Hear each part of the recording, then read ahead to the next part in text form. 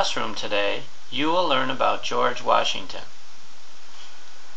George Washington was born on February 22nd, 1732. He was born on the family's Pope's Creek estate near present-day Colonial Beach in Westmoreland County, Virginia. He was the first son of Augustine Washington and his second wife, Mary Ball Washington.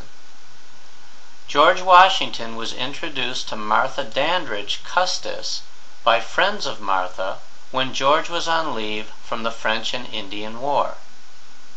George only visited her home twice before proposing marriage to her 3 weeks after they met. George and Martha were each 27 years old when they married on January 6, 1759. The newlywed couple moved to Mount Vernon. George Washington led the Continental Army to victory over the Kingdom of Great Britain in the American Revolutionary War from 1775 to 1783. The Continental Congress appointed Washington Commander-in-Chief of the American Revolutionary Forces in 1775. The following year, he forced the British out of Boston, lost New York City, and crossed the Delaware River in New Jersey, defeating the surprised enemy units. As a result of his strategy, revolutionary forces captured the two main British combat armies at Saratoga and Yorktown. Negotiating with Congress, the colonial states, and French allies, he held together a tenuous army and a fragile nation.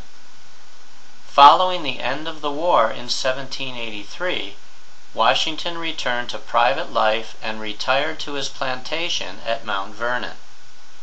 He presided over the Philadelphia Convention that drafted the United States Constitution in 1787 because of general dissatisfaction with the Articles of Confederation.